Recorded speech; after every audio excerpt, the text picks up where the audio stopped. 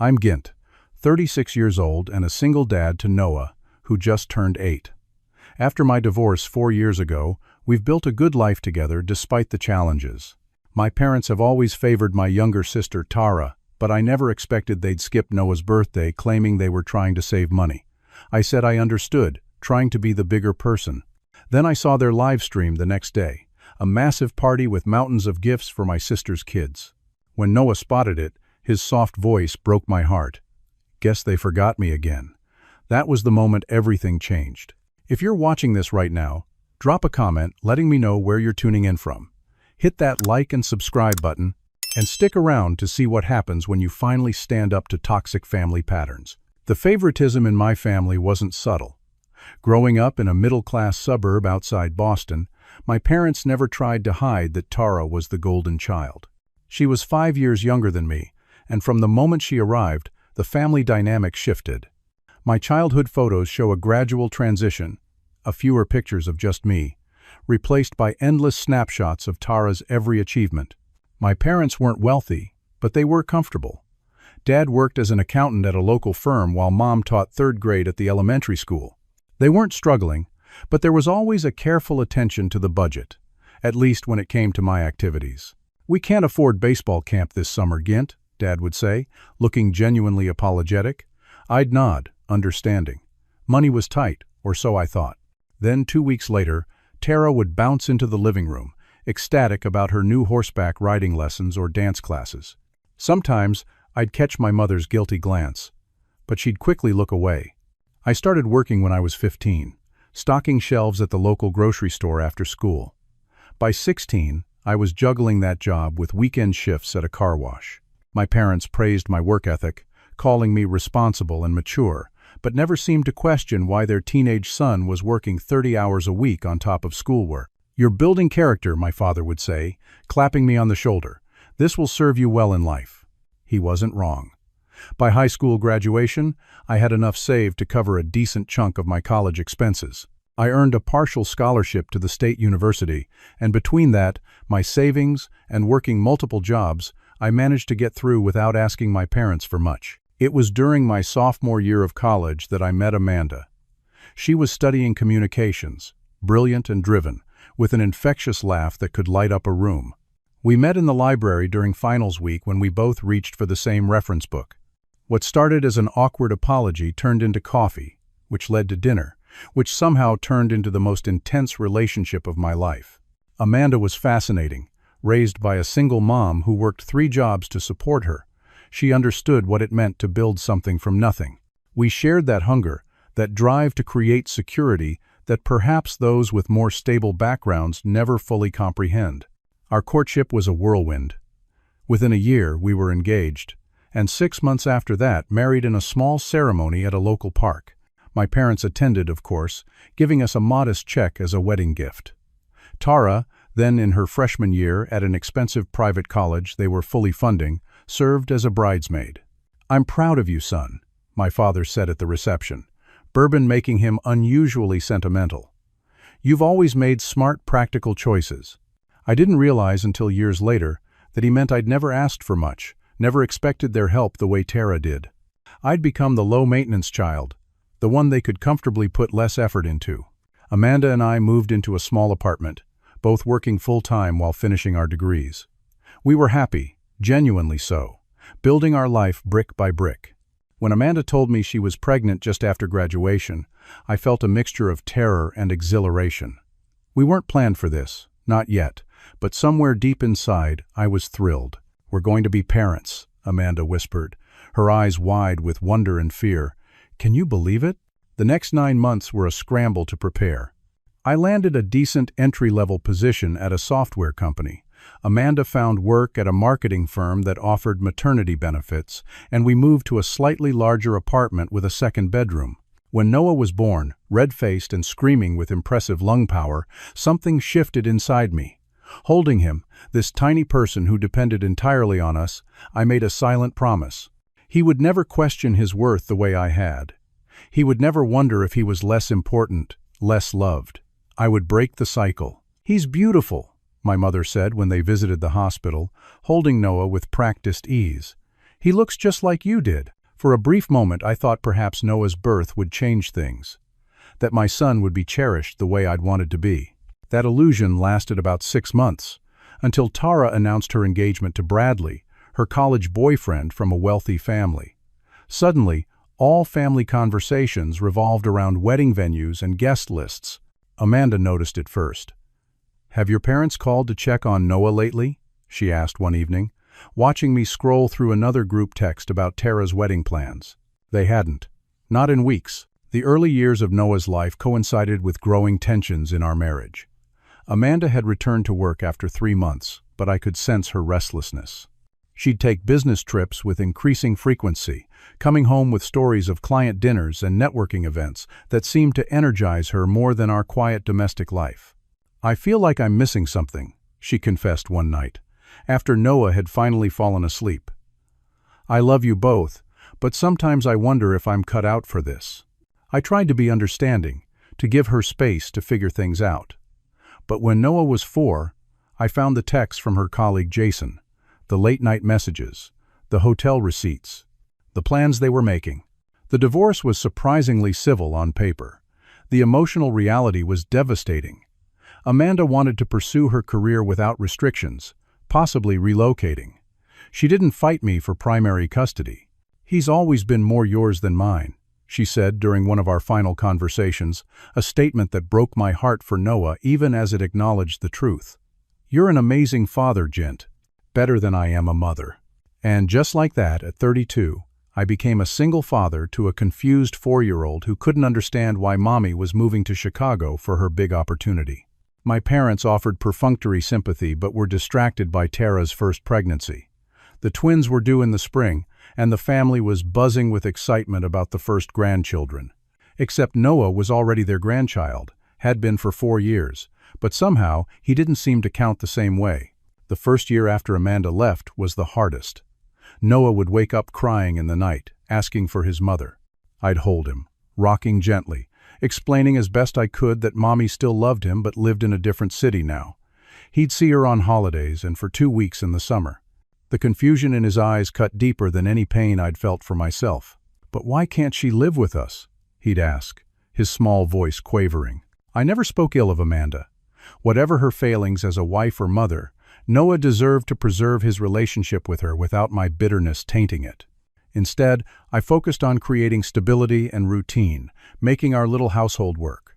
My job in software development had one significant advantage: flexibility. I negotiated a largely remote position, coming into the office only 2 days a week when Noah was in preschool. The rest of the time, I worked from our small Portland home, balancing code reviews and project deadlines around school pickup and soccer practice. We couldn't afford anything fancy, but our 2-bedroom house had a small backyard where Noah could play. I converted half the garage into a home office where I could work while still keeping an eye on him. We weren't rich by any standard, but we were comfortable. I budgeted carefully, prioritizing Noah's needs while building a modest savings cushion. Noah adjusted better than I'd feared. He was naturally resilient, with a gentle, thoughtful nature that sometimes seemed beyond his years. Perhaps children of divorce develop a particular kind of emotional intelligence, learning to navigate complex adult feelings before they should have to. "Dad, are you sad today?" he'd sometimes ask, studying my face with those serious blue eyes, so like his mother's. Even on my worst days, Noah could make me smile.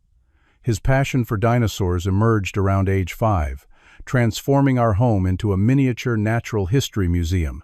Plastic dinosaurs roamed our bookshelves, detailed drawings of triceratops and velociraptors covered the refrigerator, and bedtime stories inevitably involved prehistoric adventures.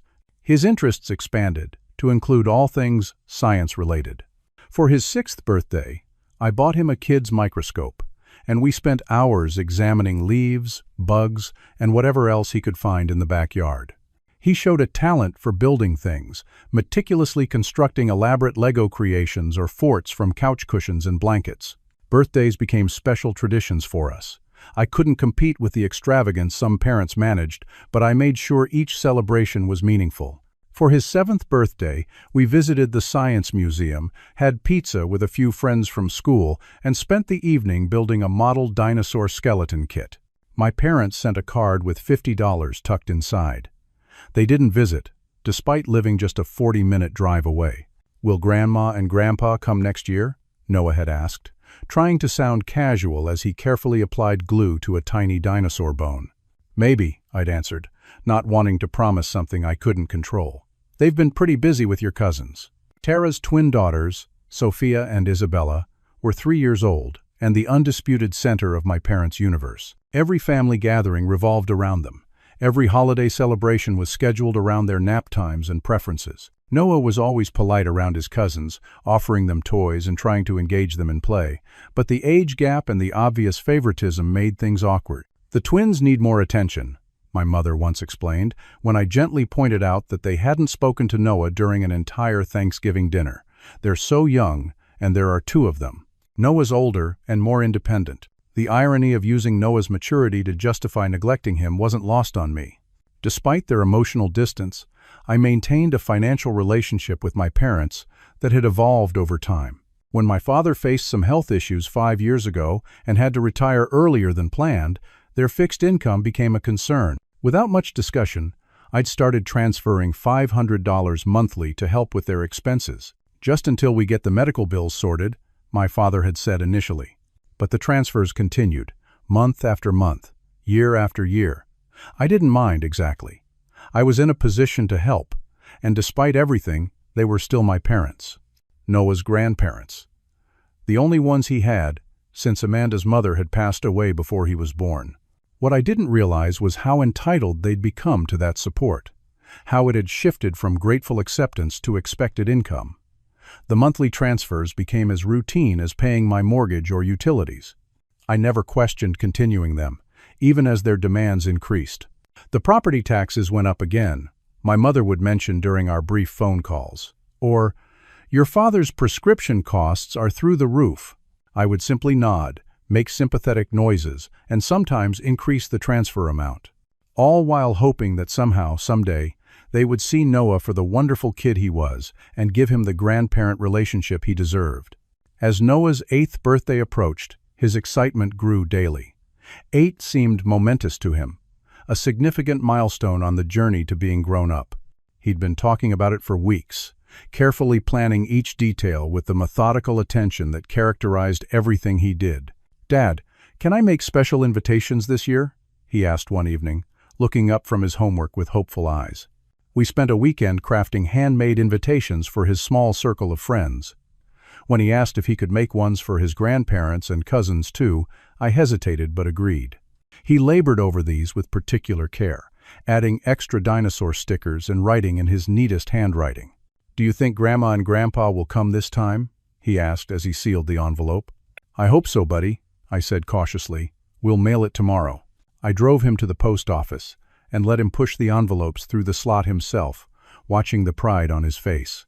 He'd been working so hard to connect with my parents, always remembering to thank them for the modest gifts they occasionally sent, drawing pictures for them, asking about them.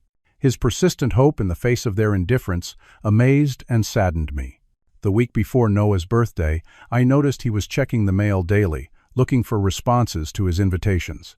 His school friends' parents had all replied promptly, but there was nothing from my parents.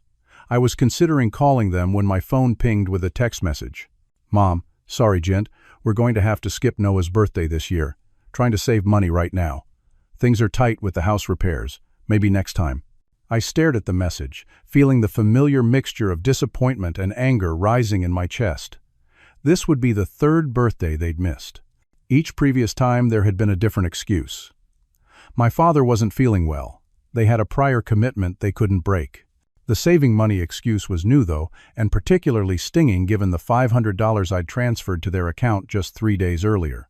I took a deep breath, reminding myself that showing my frustration wouldn't help Noah. I typed a response that took several attempts to get right.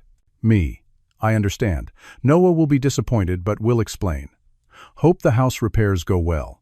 It was civil, adult, understanding. Everything I tried to model for Noah about handling disappointment with grace, but internally, I was seething. How much effort would it take to drive 40 minutes, bring a small gift, sing happy birthday, and show their grandson they cared? The money excuse rang particularly hollow given their comfortable retirement lifestyle, supplemented by my regular contributions. When Noah bounded in from school, backpack swinging, I braced myself for the conversation. "Did Grandma and Grandpa call about my birthday?" he asked, his face alight with anticipation. I sat him down at the kitchen table, giving him a cookie as a small buffer against the coming disappointment. "Buddy," Grandma texted today. "They're not going to be able to make it for your birthday this year," I said gently, watching his expression fall. "They're having to be careful with money right now because they're fixing some things in their house." Noah's face crumpled slightly before he caught himself, squaring his small shoulders in a way that broke my heart. At 8 years old, he was already practiced at hiding disappointment about his grandparents. "That's okay," he said, voice carefully steady. "Maybe they can come next time." "Maybe," I agreed, pulling him in for a hug. "And hey, we're still going to have an awesome day. The Dinosaur Museum has that new exhibit you wanted to see, and I've got some pretty cool surprises planned." His smile returned, but there was a shadow behind it that hadn't been there before.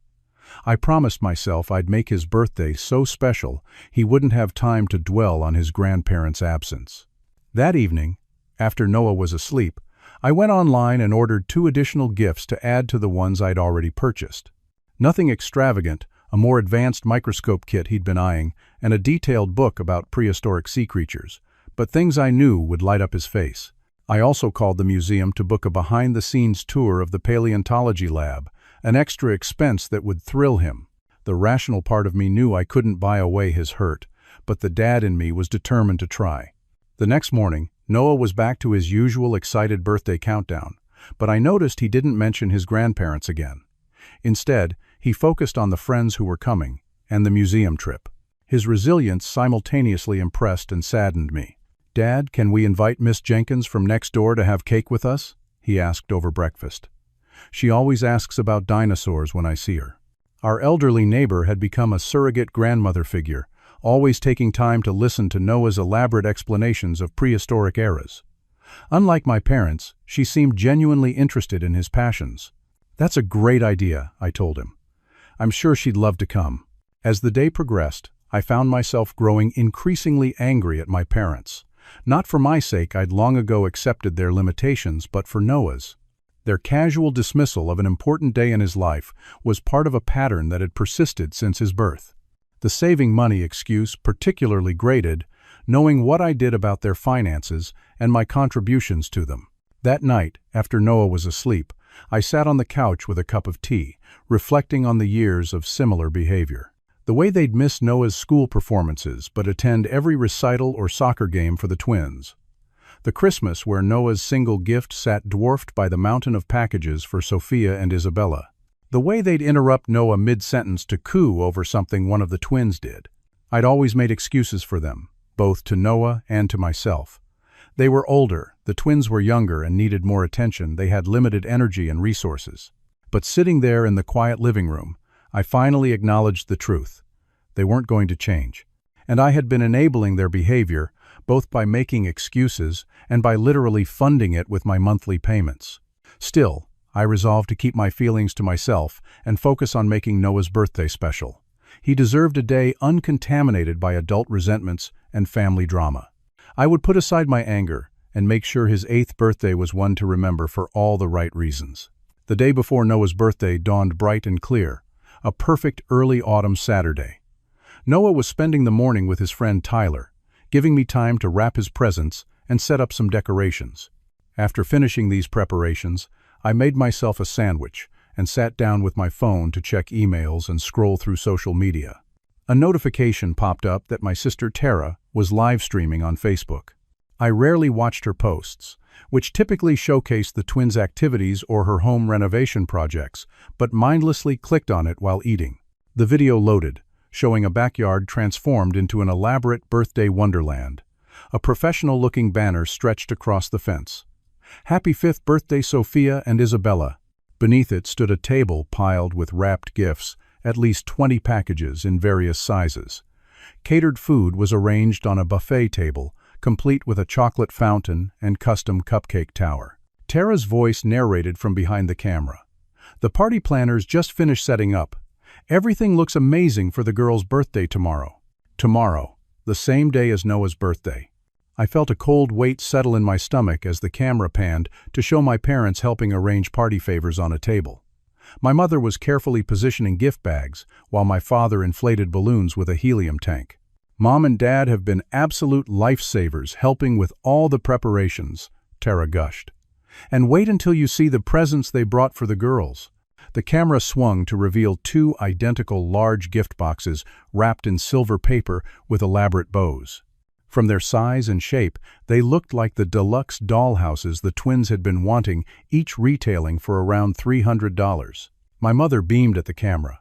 We wanted to make it extra special for our little princesses turning 5. Such a big milestone birthday. I sat frozen, sandwich forgotten, as the implications sank in. They hadn't canceled on Noah to save money.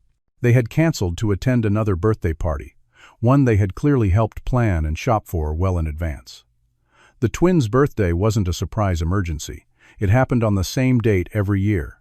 My parents had deliberately chosen one grandchild's celebration over another's. We're so glad we could make it special for the girls, my mother continued, adjusting a streamer. These birthday memories are so important. The hypocrisy was staggering. For Noah, their only other grandchild birthdays apparently weren't important enough to even acknowledge with a phone call, let alone their presence. Dad, what are you watching? Noah's voice behind me made me jump. I hadn't heard him come in. Tyler's mom must have dropped him off early. I fumbled with my phone, trying to close the video, but it was too late.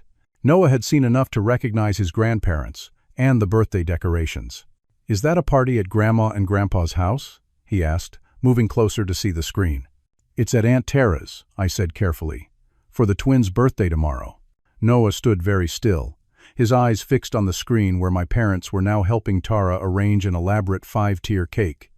I could see the calculations happening behind his eyes, connecting tomorrow's date with his own birthday, understanding that his grandparents had chosen his cousins over him, realizing the saving money excuse had been a lie. His voice was barely audible when he finally spoke.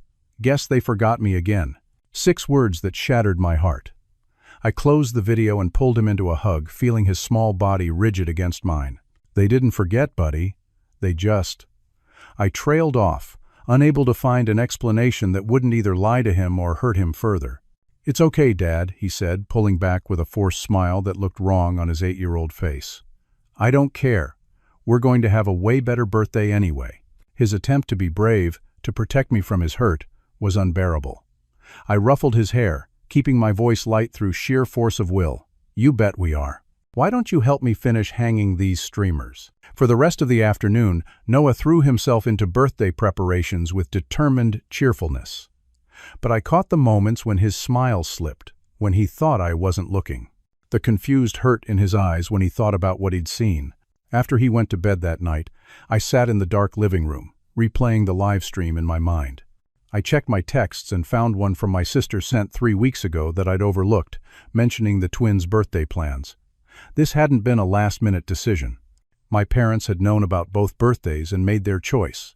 The more I thought about it, the angrier I became. Not just about this birthday, but about years of similar slights and forgetting. About the pattern that would continue to harm Noah if nothing changed. Something had to give. I couldn't control my parents' behavior, but I could control my own. The monthly transfers, the financial support I'd provided without question for years, it was indirectly funding the preferential treatment that hurt my son. In that quiet moment, with Noah's brave little guess they forgot me again echoing in my mind, I made my decision. The cycle ended now. Noah's 8th birthday morning started with his favorite tradition, pancakes shaped like dinosaurs, which I'd been practicing to perfect over the years. His face lit up when he saw the Triceratops and T-Rex arranged on his plate, complete with strawberry eyes and bacon spikes. "Best pancakes ever, Dad," he exclaimed, drowning them in maple syrup.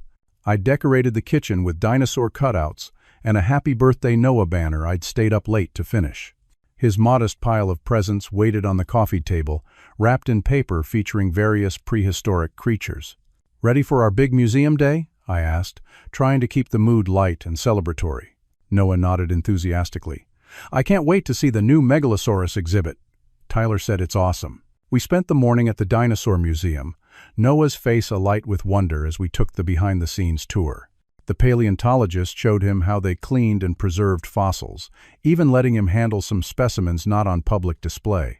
For those few hours, he was completely immersed in his passion, the previous day's hurt temporarily forgotten. "This is the best birthday ever," he said as we left the museum, clutching the special fossil replica the staff had given him as a birthday gift. Back home, Miss Jenkins came over for cake, along with 3 of Noah's school friends. They played dinosaur-themed games in the backyard while I prepared the food.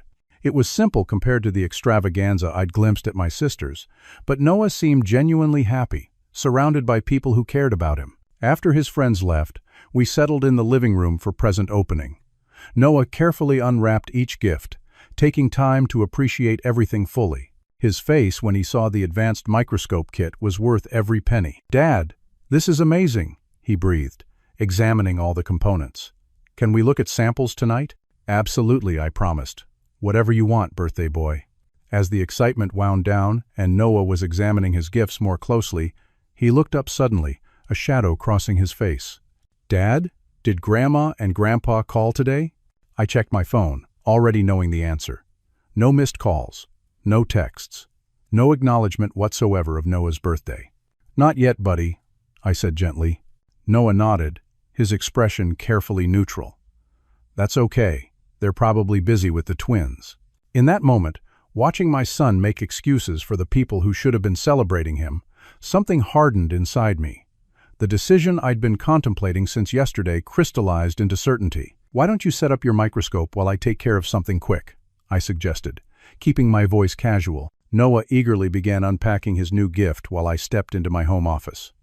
I closed the door, took a deep breath, and opened my banking app. With a few taps, I navigated to the recurring transfers section and found the monthly payment to my parents. I stared at it for a moment. $500, sent automatically on the first of each month for the past 5 years. Over $30,000 in total, given freely to support people who couldn't be bothered to call their grandson on his birthday. I pressed cancel recurring transfer and confirmed the action. A weight I hadn't fully recognized lifted from my shoulders. This wasn't about punishing them. It was about no longer enabling behavior that hurt Noah. It was about establishing boundaries I should have set years ago. I composed a brief text to my parents. "I've canceled the monthly transfers to your account. I need to redirect those funds toward Noah's future. Hope you understand." I kept it simple, factual, without accusations or anger. Then I turned off my phone, not interested in their immediate reaction. Tonight was about Noah. When I returned to the living room, Noah had arranged slides and specimens on the coffee table, his face intent with concentration. "Dad, come look at this leaf cell. You can see everything." For the rest of the evening, we explored the microscopic world together. We ordered his favorite pizza for dinner, watched a documentary about ocean dinosaurs, and built a blanket fort in the living room where Noah insisted we sleep like paleontologists at a dig site. As he drifted off to sleep beside me, dinosaur book still open on his chest, I studied his peaceful face. He deserved so much better than the conditional love my parents had offered. I couldn't control their choices, but I could control mine. And I chose Noah, his well-being, his self-esteem, his happiness over maintaining a financial relationship that implicitly condoned their behavior. The $500 would now go directly into Noah's college fund each month, an investment in his future rather than subsidizing those who undervalued him in the present. With that decision made, I felt a curious sense of peace. Whatever storm might come tomorrow, I knew I'd made the right choice. The incessant pounding on the front door jolted me awake at 9 the next morning. Noah stirred beside me in our blanket fort, blinking sleepily. "Who's that, Dad?" he mumbled. "Stay here, buddy." "I'll check," I said, extricating myself from the tangle of blankets. Peering through the peephole, I saw my father on the porch, his face flushed with anger. I turned to make sure Noah was still in the living room, then stepped outside, partially closing the door behind me. "What the hell is this about?" my father demanded, without preamble, waving his phone in my face. The screen showed my text from last night. "Good morning to you too, Dad," I replied calmly. "I think the message is pretty clear." "You can't just cut us off without warning," he sputtered, voice rising. "We depend on that money." I was acutely aware of the neighbor's curtains twitching, curious about the commotion. Mrs. Abernathy across the street had paused while watering her plants to watch openly. Let's keep our voices down, I suggested, maintaining my composure. I don't think this needs to be a neighborhood spectacle. Don't tell me to calm down, he shot back, still nearly shouting. Your mother is beside herself. How are we supposed to manage our budget with this surprise? I took a measured breath. It shouldn't be a surprise that actions have consequences. Yesterday was Noah's birthday. And? What does that have to do with anything? The genuine confusion on his face was almost laughable. You told us you couldn't come because you were trying to save money. Then you were at Tara's, helping with an elaborate party for the twins, with expensive presents. His expression shifted from anger to defensive justification. That was different. The twins' birthday is a major family event. And Noah's birthday isn't family? I asked quietly. Of course it is, but... He trailed off, uncomfortable. The girls are younger. They need their grandparents more. Noah has needed his grandparents for 8 years, I said, my calm facade cracking slightly. He made you invitations by hand. He waited by the mailbox for days hoping for a response. And you couldn't even call him. We've been busy with the preparations for the twins' party, he said dismissively. Tara needed our help. And I've been busy supporting you financially for 5 years, I countered. $500 every month, without fail. Money that apparently helps fund elaborate parties and expensive gifts for some of your grandchildren. His face reddened further. We're entitled to spend our money however we want. You can't dictate. You're right, I interrupted. It's your money once I give it to you, but that's the point, I don't have to give it. And I won't continue to fund the obvious favoritism that hurts my son. This is ridiculous, he blustered. You're being oversensitive. Noah's fine. No, he's not fine, I said, my voice hardening. Yesterday he saw Tara's live stream. He saw you and Mom helping with the party. He knows you lied about why you couldn't come to his birthday. That gave him pause, but only briefly. Kids are resilient. He'll get over it. Get over what exactly? I pressed. The fact that his grandparents consistently prioritize his cousins, that you've missed most of his birthdays and school events, that you spend more time with the twins in a month than you've spent with him in years. That's not true, he protested weakly. It is true, and we both know it. The difference is, I'm done pretending it's okay. I'm done making excuses for you to Noah, and I'm definitely done subsidizing it. He switched tactics, his voice turning wheedling. Jint, be reasonable. We're on a fixed income. We've come to depend on your help, your mother's medications, the house repairs, and yet you had money for dollhouses for the twins, I observed. Look, I'm not saying you have to treat all grandchildren exactly the same, but the disparity has become so extreme it's harmful. Noah notices. He feels it. And I won't keep financing it. My father's expression hardened. So this is blackmail? You'll only help us if we do what you want with the twins? This isn't blackmail, I said evenly. It's a boundary. I'm not telling you what to do. I'm telling you what I will and won't do. And I won't continue sending money to people who can't even acknowledge my son's birthday. The door behind me creaked open, and Noah's small voice came from the doorway. Dad, is everything okay? I turned to see him standing there in his dinosaur pajamas, looking uncertainly between me and my father. How much had he heard? Everything's fine, buddy, I assured him. Grandpa just stopped by for a minute. My father looked at Noah, seeming to notice him for the first time. Happy birthday, Noah, he said stiffly. Sorry we missed it. Noah's response was polite but guarded. Thank you, Grandpa. An awkward silence fell. I placed my hand protectively on Noah's shoulder. I think it's time for you to go, Dad, I said quietly. We can talk more when everyone's calmer. This isn't over, my father warned, his voice low. Your mother and sister will have plenty to say about this. I'm sure they will, I agreed. But my decision stands. He turned and stormed back to his car, slamming the door before driving away too fast down our quiet street. I guided Noah back inside, wondering how to explain what he'd witnessed.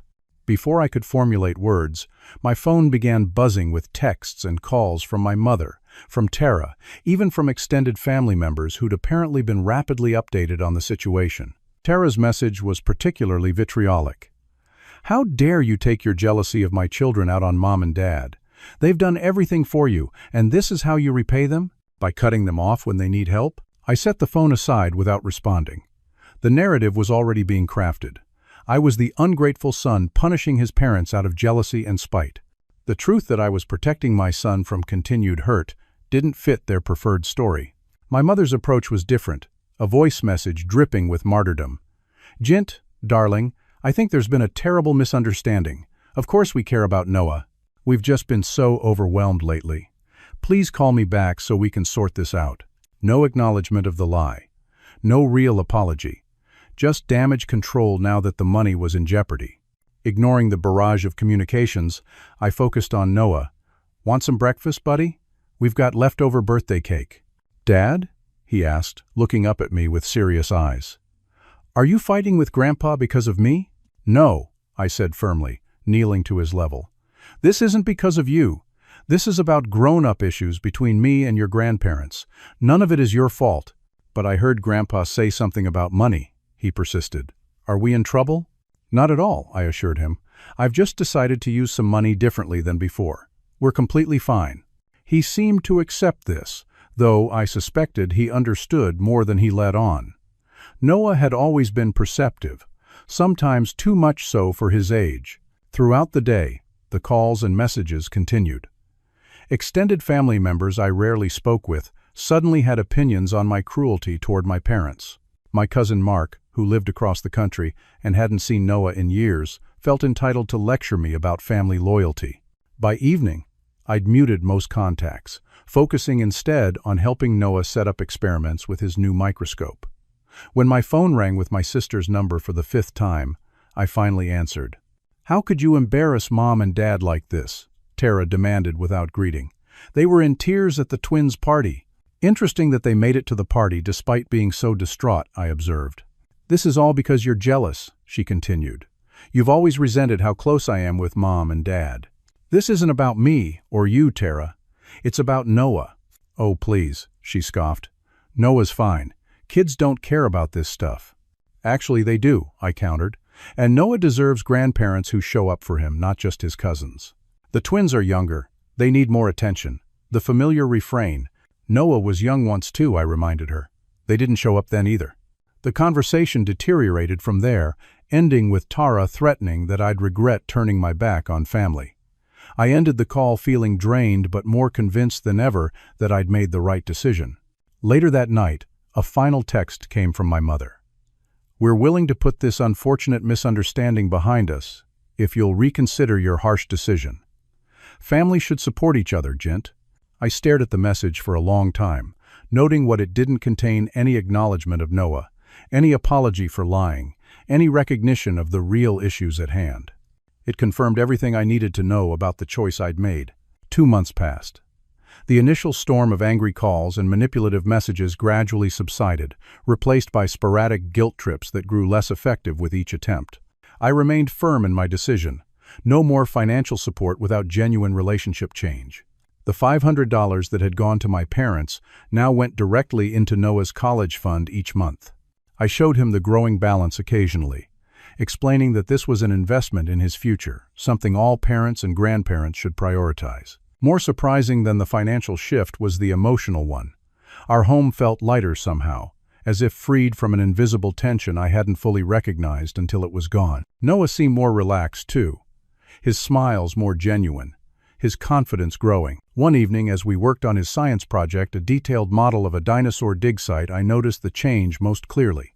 "Dad, can I invite Joey and Marcus over this weekend to see the museum exhibit?" he asked, carefully placing tiny bones in his miniature excavation. 6 months ago, Noah would have hesitated to ask for playdates, worried about being too demanding.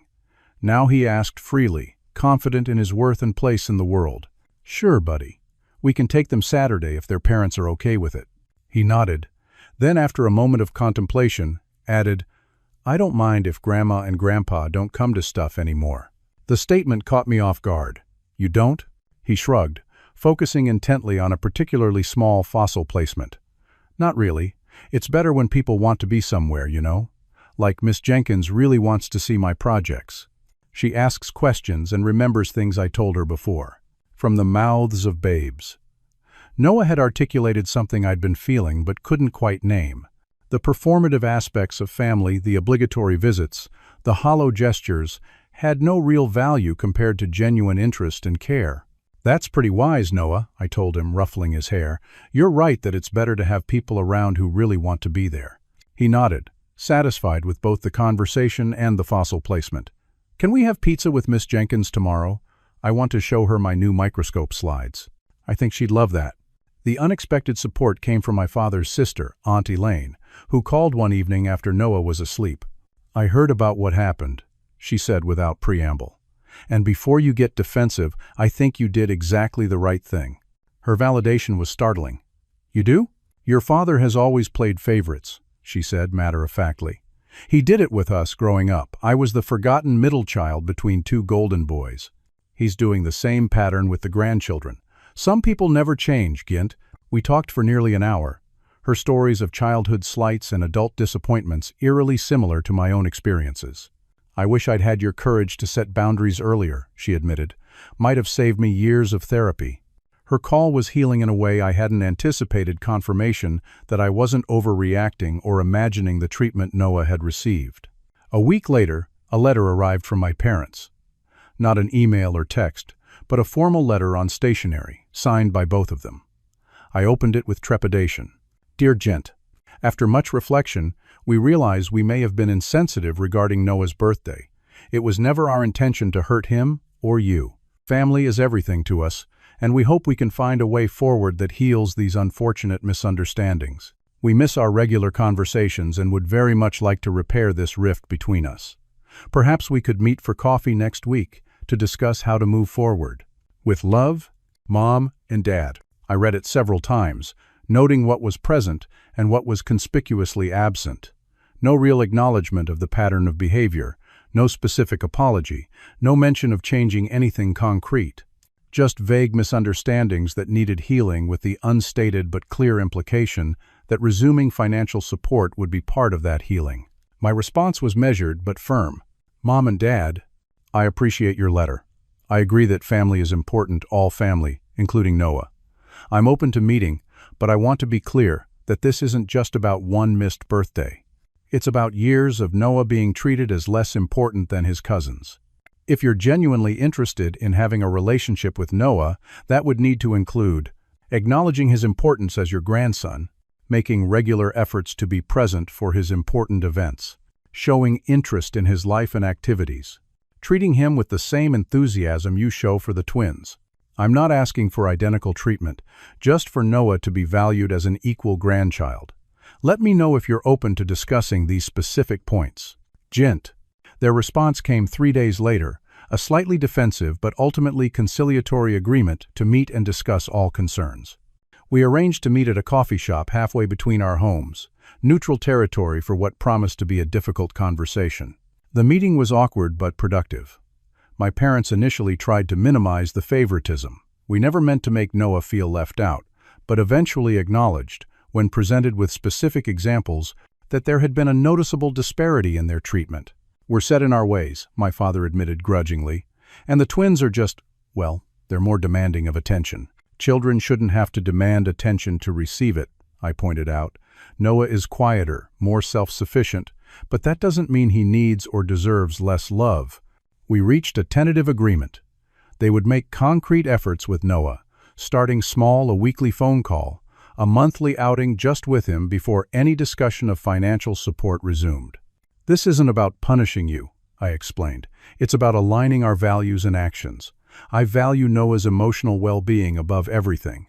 My financial choices need to reflect that." They weren't thrilled, but they agreed to try.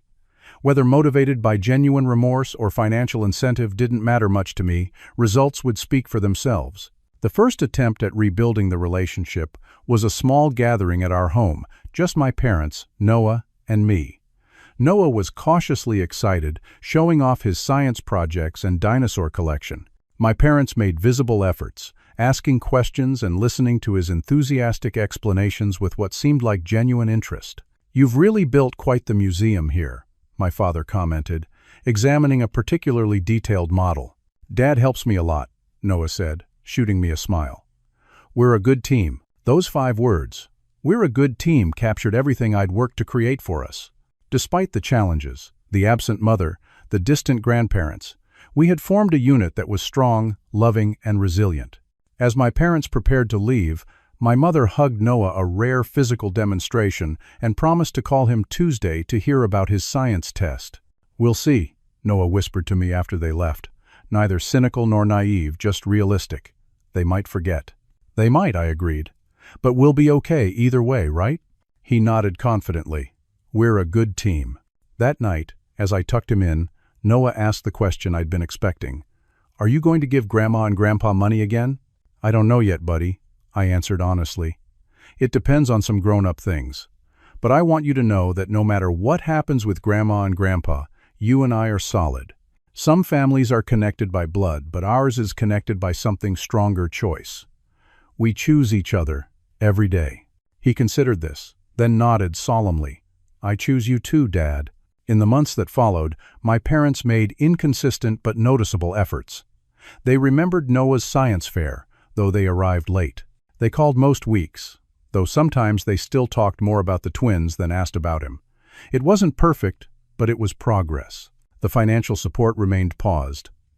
Instead, I continued building Noah's future fund, occasionally adding extra when possible. The boundaries I'd set remained firm, not as punishment, but as protection for what mattered most. One evening, as Noah and I worked on a particularly complex dinosaur model, I watched his face intent with concentration, occasionally breaking into a smile of satisfaction when a difficult piece fit perfectly. In that moment, I realized that we were building more than just a plastic Tyrannosaurus. We were building resilience, self-worth, and the understanding that love should never require begging or negotiation. "You know what, Noah?" I said, helping him align a tricky vertebra. "You're the best thing that ever happened to me." He looked up, surprised but pleased. "Better than your cool computer job?" "Way better," I assured him. "Jobs come and go, but you and me, we're forever." His smile was worth every difficult conversation, every boundary set, every dollar redirected. In protecting him, I had found my own strength and clarity. Hey everyone, that's our story. Have you ever had to set boundaries with family members to protect someone you love? Has anyone in your life chosen favorites in a way that hurt you, or someone close to you? Drop a comment below sharing your experience. Sometimes knowing we're not alone in these struggles can be healing. And if you found value in this story, please hit like, subscribe, and share with someone who might need to hear it. Remember, true family is about who chooses you daily, not just who's connected by blood. Thanks for listening, and I wish you the courage to create the healthy relationships you deserve.